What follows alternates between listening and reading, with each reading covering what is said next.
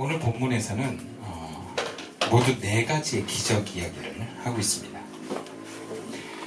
예수님께서는 어느 관리의 죽은 딸을 살려주시고 또 그 집에 가시는 길에 12해 동안 혈루증을 앓았던 여인의 병을 치유하셨습니다. 그리고 예수님을 뒤따라왔던 눈먼 2사람이 고침을 받았고, 사람들이 데려온 귀신 들려서 말 못하는 사람이 예수님께 와서 귀신이 쫓겨나가고 말을 하게 되었습니다. 마태는 다른 복음서에는 조금 길게 소개되고 있는 이런 기적들과 치유의 내용을 단 17절 안에 4가지 기적을 다 담아내고 있습니다. 이것은 기적 자체에 대한 관심보다 기적을 베푸는 예수님께 더 시선과 관심을 집중시킵니다. 예수님은 죽은 자도 살리시고 그분의 옷깃만 만져도 불치병이 낫고 또 장애도 낫고 귀신도 쫓아내시는 분이라는 것을 보여줍니다. 한마디로 예수님은 신입니다. 하나님입니다.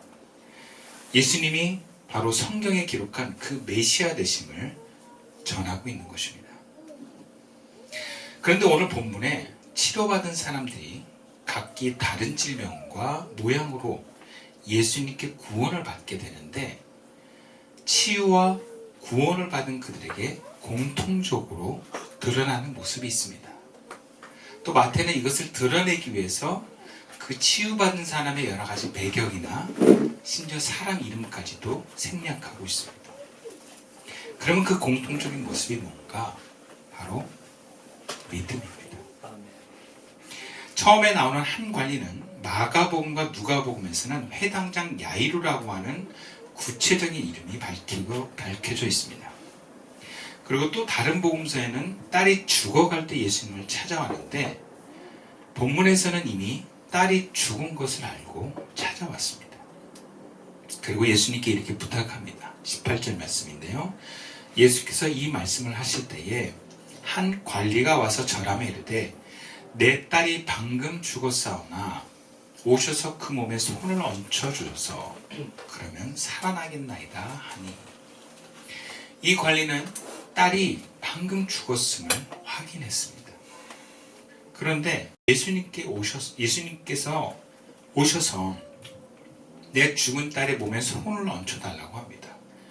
그리고는 그러면 살아나겠나이다, 그렇게 부탁합니다. 예수님이 죽은 딸의 손을 얹으면 살아날 것이라는 믿음을 갖고 얘기한 것입니다. 두 번째, 12년 동안 혈루증으로 고생하던 여자가 예수님의 뒤로 와서 그 겉옷을 몰래 만집니다. 그리고 그 여인은 그 겉옷, 구체적으로 옷술이라고 하는데, 그걸 만져도 나을 것이라는 믿음을 갖고 그렇게 행동한 것이라고 말합니다. 이것을 예수님이 아시고 그녀에게 이렇게 말씀합니다. 22절 말씀이에요. 예수께서 돌이켜 그를 보시며 이르시되 딸아 안심하라, 내 믿음이 너를 구원하였다 하시니 여자가 그 즉시 구원을 받으니라. 이 여인을 향한 치유는 바로 네 믿음 때문이라는 거예요. 세 번째 등장하는 눈먼 사람들은 예수님의 뒤를 따라다니면서 이렇게 외칩니다. 다윗의 자손이여 우리를 불쌍히 여겨주십시오. 그러자 예수님은 치유를 전제로 이렇게 묻습니다. 예수께서 집에 들어가심에 맹인들이 그에게 나오거늘 예수께서 이르시되 내가 능히 이 일 할 줄을 믿느냐, 믿음을 물어봅니다. 그러자 이들이 주여 그러하오니이다. 예수께서 그들의 눈을 만지시며 이르시되 너희 믿음대로 되라. 그들에게 너희가 내가 일을 할 줄을 믿느냐? 그랬더니 예 주님, 그래요. 그러니까 그들의 눈에 손을 대시고 너희 믿음대로 되라. 그들 역시 믿음 때문에 눈이 떴습니다.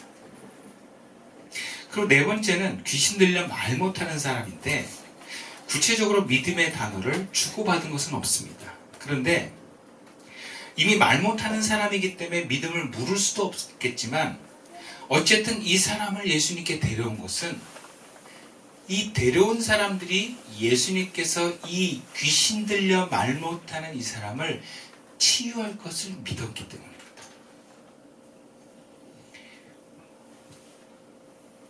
그러니까 이 데려온 사람들의 믿음으로 이 사람을 치료한 거예요. 공통점 모두 믿음에 의해서 치료를 받고 믿음에 의해서 구원이 선포되었습니다. 예수님의 사역과 구원의 역사는 이렇게 믿음이 그 중심에 있습니다. 그렇다면 마태는 이 복음서를 읽는 사람들이 예수님을 어떻게 믿기를 바라고 있겠습니까? 첫 번째는 예수가 메시아임을 믿으라는 거예요. 단순히 치유해주고 낫게 해주고 심지어 죽은 사람을 살리는 그 용한 무당이 아니라 예수는 하나님을 믿으라는 거예요. 그래서 기적사건의 내용을 짧게 하고 간결하게 하고 이 기적보다 더 중요한 분은 바로 예수님을 메시아로 믿고 따르라는 데 있습니다. 근데 그렇게 하기 위해서 먼저 우리는 구원의 이해가 바르게 정리되어 있어야 됩니다. 구원이 무엇인가? 우리를 고통스럽게 하는 질병이 낫는 게 구원인가? 경제적으로 고통받는 사람이 그 빚이 다 해결되면 구원인가? 여러 가지 문제로 힘들어하고 있는 자녀들이나 우리 삶의 구성원들이 열리고 풀리고 해결되는 게 구원인가? 물론 당장에 이것 때문에 너무 고통스럽고 힘든 사람에게는 이게 해결되는 게 구원입니다. 대부분의 사람들의 구원의 시작은 몸과 마음이 해방되는 데 있습니다. 몸과 마음이 충족되고 만족된 상황이 이루어지는 것이 구원입니다. 그러나 오늘 본문에서 예수님은 단순히 병자를 치유하고 귀신을 쫓아내는 것으로 당신의 사역을 마치지 않습니다. 만약에 예수님이 인류에게 병을 치료하고 경제적인 문제를 해결하고 압제에서 벗어나게 하는 인류의 구원자라면 예수님은 병 치유만 하셔야 됩니다. 귀신만 쫓아내셔야 됩니다. 근데 예수님의 사역은 치유와 축사 사역만 있지 않습니다. 오늘 본문 35절 말씀이에요. 예수께서 모든 도시와 마을에 두루 다니시며 그들의 회당에서 가르치시며 천국 복음을 전파하시며 모든 병과 모든 약한 것들을 고치시니라. 죽은 야이로의 딸을 살리시고 혈루증을 낫게 하고 맹인을 눈뜨게 하고 귀신을 쫓아내신 그 예수님의 사역 그 바로 뒤에 마태는 예수님의 사역을 회당에서 가르치고 천국을 복음을 전파하는 것을 먼저 기록하고 있습니다. 오히려 모든 병과 모든 약한 것을 고치셨다는 그 내용은 그 다음으로 언급을 하고 있습니다. 예수님은 병을 고치고 약한 것을 고치는 사역이 예수님 사역의 중심이고 우선인 것처럼 보여지지 않습니다. 예수님 물론 치유 사역도 하셨습니다. 그런데 회당에서 가르치시고 하나님 나라의 복음을 선포하시는 것이 그 중심에 있었습니다. 질병을 치유하는 것은 그 선포와 가르침에 대한 증거라고도 볼 수 있습니다. 또 필요에 의해서 그것을 하신 거라고 볼 수 있습니다. 왜냐하면 자기 몸에 병이 들고 귀신에 사로잡힌 사람은 하나님 나라의 천국 복음이 들려지지 않기 때문에 그래요. 예전에 조영기 목사님이 초반에 전도할 때, 전도사 시절 때 가난한 달동네에서 복음을 전하는데 그 가난한 사람한테 예수 믿으면 천국 갑니다 했을 때 귀뚱도 안 듣더래요. 그 사람들이 뭐라 그러냐면 내가 지금 사는 게 무슨 현실이 지옥인데 뭘 자꾸 천국 얘기하냐. 당장의 삶이 급하고 어렵고 힘든 사람은 먹여주고 뭔가 생존해서 안심하는 것이 더 우선이에요.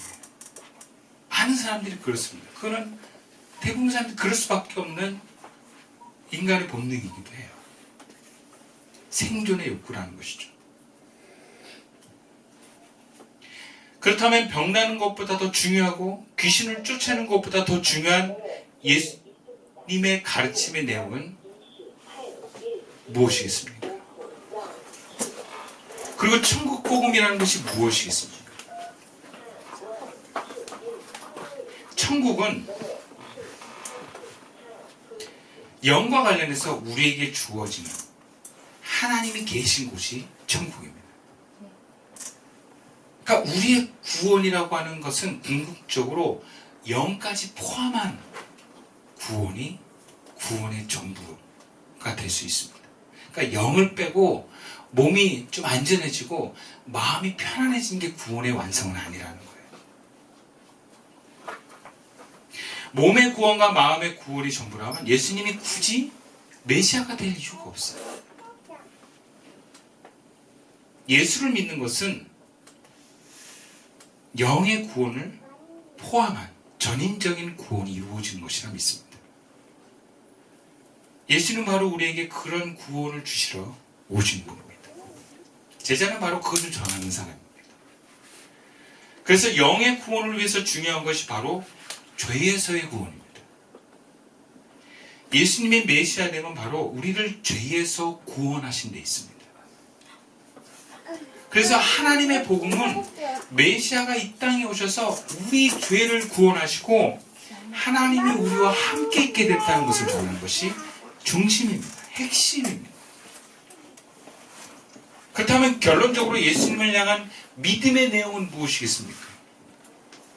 예수님 물론 우리 몸을 치유해 주십니다. 예수님이 우리의 마음을 치유해 주시기도 합니다. 그런데 더 중요한 것은 예수님은 우리를 죄에서 구원해 주십니다. 그래서 구체적으로 구원의 내용도 병이 낫고 경제적인 어려움이 해결되고 자녀들의 문제가 해결되는 것도 필요하지만 우리가 죄에서 건져내져서 하나님과 함께 있게 되는 것이 구원의 내용이라는 것을 아셔야 돼요. 근데 우리의 문제는 무엇입니까?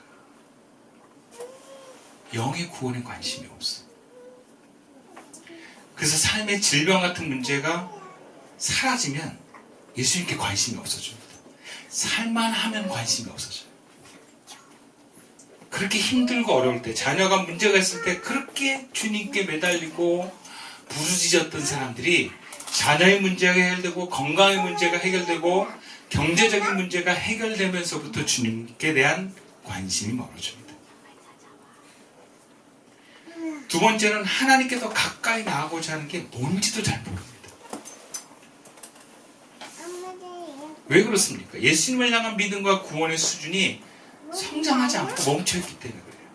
그러니까 영적으로 수준이 의식의 어떤 수준이 너무 낮아 있어서 그래요. 생존에 담겨 있는 사람들이나 오감을 만족하는 것에 행복과 보람의 전부를 갖는 사람들에게 보이진 하나님께 더 나아가는 것은 참 어렵습니다. 가끔 그런 얘기해요. 어른들하고 예수 믿는 어른들하고 뭐라 그러냐면 건강이 제일이야. 그럼 건강이 제일이 아니에요. 근데 어른들은 건강 문제가 너무 심각하니까 뭐니 해도 건강이 제일이야. 그럼 건강보다 더 중요한 게 있습니다. 바로 하나님과 함께하는 것입니다. 심지어 건강이 내가 원하는 만큼 되어지지 않아도 하나님과 함께 있으면 그 은혜가 내게로 만족될 수도 있습니다. 근데 막 건강한데 하나님과 나와 함께 있지 않다면 그 문제가 심각한 거예요.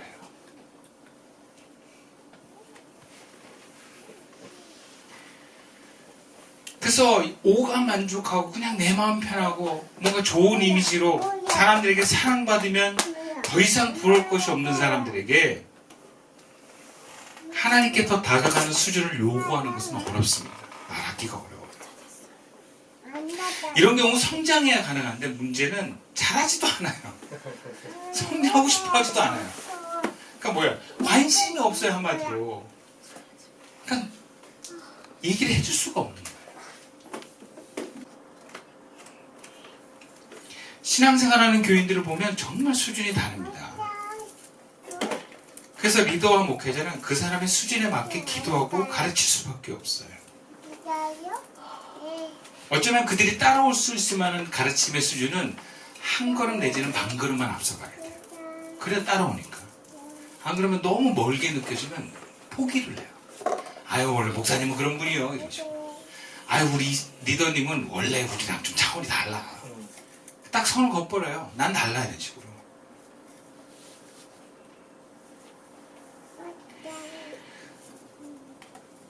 근데 이 수준이 여러분 신앙생활 오래 했다고 높아지는 것이 아니에요. 부모님이 예수님을 사랑하고 뭐 내가 3대네 4대네 이런 것과 관련되어 있는 게 아니에요. 물론 도움은 받을 수 있지만 심지어 부모님이 목사님이었다 할지라도 자녀들의 신앙이 후진 자녀들이 참 많습니다. 사람마다 달라요. 시작은 몇 년 안 되는데 정말 수준이 쭉쭉쭉쭉 올라가는 사람이 있고요. 신앙이 굉장히 오래됐는데 제자리인 사람들이 있습니다. 그리고 막 부모님이 예수를 하나도 안 믿는데도 어떻게 보면 1대인데도 신앙이 너무 귀한 분들이 있어요. 전 그런 분도 많이 봤어요. 사람의 인격도요. 초등학생이 머무는 사람, 청소년에 머무는 사람, 성인 초기에 머무는 사람들이 있어요. 나이가 60, 70인데 자기가 청년인 줄 아는 사람들이 있어요. 신앙적으로도 그런 사람 많아요. 막 교만해요. 막 얼마나 교만한지 몰라요. 뭐 근거를 막 찾아. 내가 몇 대쯤인지 몰라. 내가 옛날엔 말이야 하면서. 근데 지금 보면 굉장히 후져요. 신앙들이.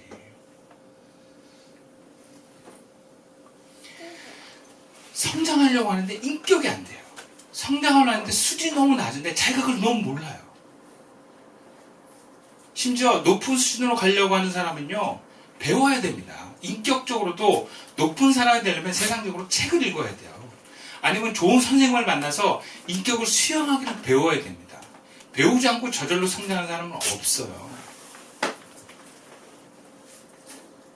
근데 사람들 되게 성장하려고 하지 않습니다. 책을 안 읽어요.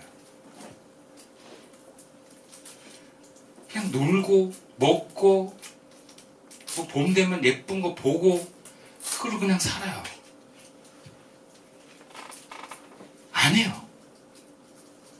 가끔 우리 현이가 그런 얘기를 해요. 자기가 말이 좀 딸린대. 어휘가 딸린대. 근데 본인이 내가 다 알아보니까 아빠 책을 읽는 수밖에 없어. 책을 읽어야 어휘가 나네.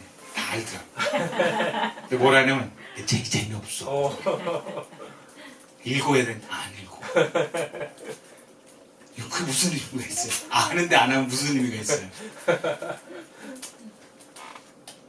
성장하지 않아요. 아는데 안 하는 것은요, 여러분, 게으름입니다. 여러분, 게으름은 죄예요. 그거 아셔야 돼요. 우리의 문제가 또 무엇입니까? 신앙이 낮은데, 수준이 낮은데, 경력만 있고, 배경만 믿고, 장가가 안 나는 거예요. 나 괜찮아. 나 이 정도면, 나 예수 잘 믿는 거야. 항상 비교를 어디다 합니까? 정말 못하는 사람에게 비교를 해요. 난 쟤보다 나아. 그러니까 난 잘하지.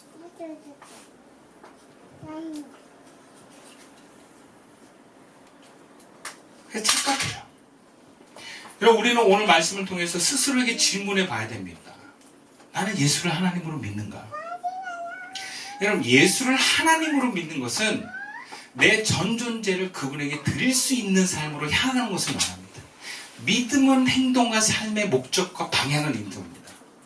예수가 하나님이면 그분을 위해서 살아야 되는 것이 그 고백에서 나오는 행동입니다. 근데 예수가 나를 위한 신이다. 그러면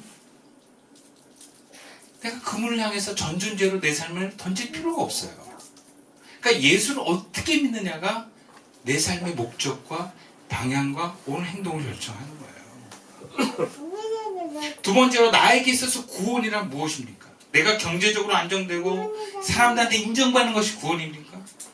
몸이 아프지 않고 자녀들이 행복하면, 가정이 행복하면 그게 구원으로서 완성입니까? 어쩌면 이것은 현대인들의 구원입니다.